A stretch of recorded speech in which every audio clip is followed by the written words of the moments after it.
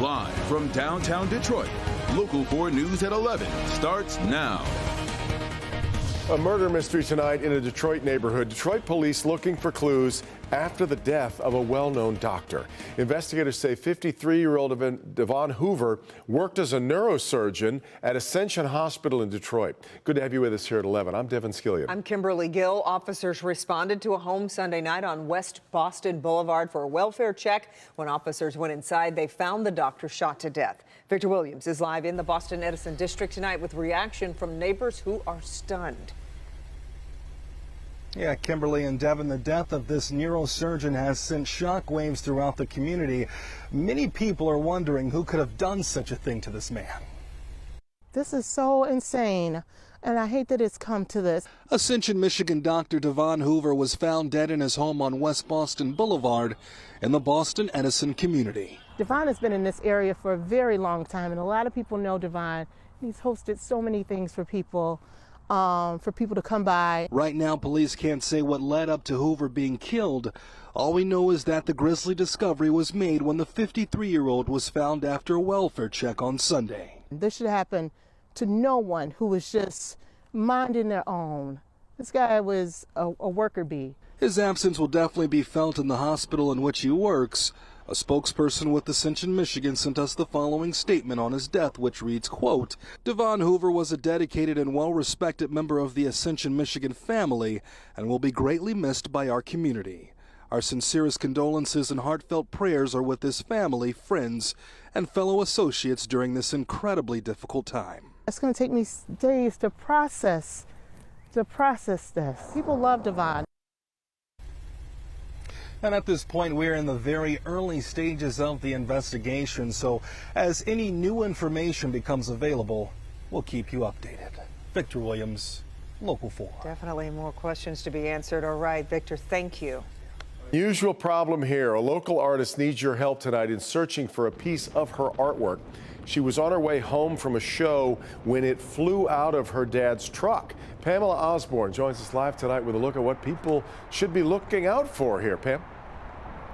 Well, Devin, that show took place here at Carhartt on Saturday. Dejanier's really starting to make a name for herself. She got so much positive feedback here at that show, which is a preview to her first solo show.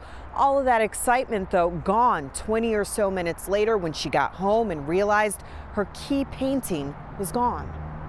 For months, Dejanier Rice put her all into this piece, recording the journey from print to paint. So this piece is inspired from the biblical story of when Adam and Eve ate the forbidden fruit from the tree of knowledge. That's her in the center. I'm crouched down, kind of holding my legs in the position, very vulnerable. It speaks to the rest of the work she's creating around vulnerability, intimacy, and growth. This particular painting is at the very center of her first big show.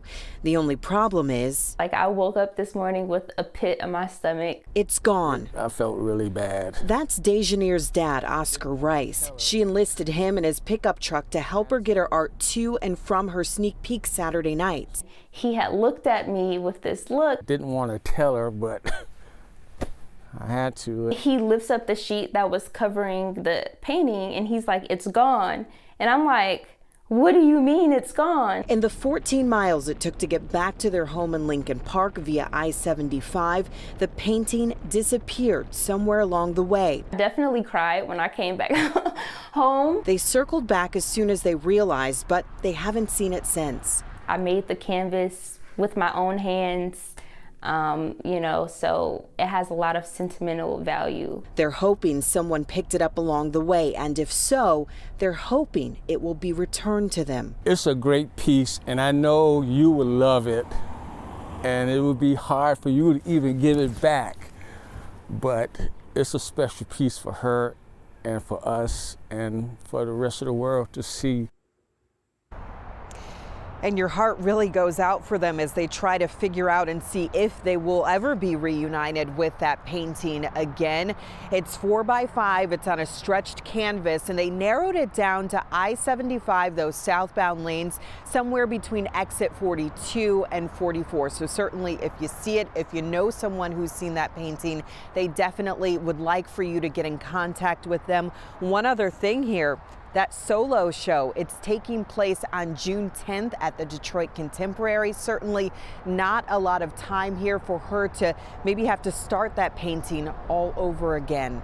Reporting live in Midtown, I'm Pamela Osborne, Local 4. And the level of work and artistry that it takes to create, which it's obvious. So let's hope somebody can help a really, really unusual situation. All right, we have an update to breaking news we brought you at 5 involving a fire in Eastern Market this afternoon. Firefighters responded this evening to residential units above Supino's Pizza on Russell Street. We're told there are 9 units above the restaurant, 6 are residential and 3 are office spaces. Fire started on that second level. Everyone got out okay. No one hurt after a school bus is involved in a hit and run on the freeway. Police tell us the school bus from the New Paradigm Loving Academy was sideswiped this afternoon by a box truck. Happened in Detroit on the I-75 exit ramp to McNichols. The truck driver took off, but state police said the damage was minor, that the driver actually made, in fact, so minor, the driver may not have known that they had hit the bus, but there were 29 students and 3 adults on board at the time. A teacher is arrested for bringing a gun into a Detroit high school. 57-year-old William Howard of Southfield faces weapons charges. Prosecutors say he brought the gun to Cody High School in his knapsack. They say it fell out of his backpack onto the floor in a hallway, and police were called. Howard was given a $10,000 personal bond. District officials say Howard is on administrative leave pending an investigation. They say a recommendation for termination is likely. Tonight, a 26-year-old man is in custody for a violent attack at a Cub Scout meeting last week. Happened last Friday at Roos Elementary School in Warren. Tyrone Sledge, seen on video walking up to a man during a Cub Scout meeting, warns him he was armed and then punches him in the face. He then walks off and drives away. Police say the attack stemmed from a parking dispute between a man with a disability and Sledge's sister, who had parked in a handicap spot without a permit. Sledge turned himself in today and is now facing a criminal charge. A former Flint Township clerk is sentenced after tampering with a ballot box in her own election. Prosecutors say Kathy Funk broke the seal on a ballot container to make sure votes could not be recounted.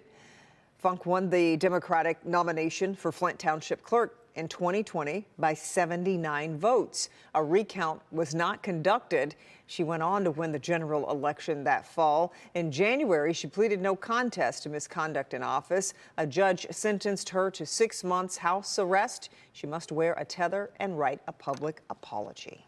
All right, shaping up to be a frosty night across Metro Detroit. Forewarned meteorologist Kim Adams tracking a freeze warning that goes into effect tonight. Kim. Yes, goes into effect at 2 a.m. until 8 a.m. tomorrow. It is going to be a frosty night. In fact, right now already temperatures have dropped into the 30s. In Howell, it's 37, Pontiac 38, 39 in Mount Clemens, 40 at Metro, 30 in Ann Arbor, although this site typically runs a little cooler. I suspect Ann Arbor's more in the mid-30s right now, but regardless, it is going to be a very cold night. Wind chills, it is just freezing outside. That's why there's a freeze warning tonight for all of southeast lower Michigan, with the exception of St. Clair and Sanilac counties. Some people did start to plant a little early because we had that stretch of very nice weather, but it's going to freeze tonight, and it might not be the only night as well. Here's a look at some of the overnight lows. 33 at Metro, 31 in Howell. Coming up, we'll talk about the rain that's headed our way for tomorrow and also for the weekend, and a little bit more about the patchy frost, not just tonight, but could be another event tomorrow night as well. It's dry here in Metro Detroit now, but we'll talk about that rain coming up. You can always get the hour-by-hour forecast just going to the Forewarned Weather app and downloading it from your favorite app store.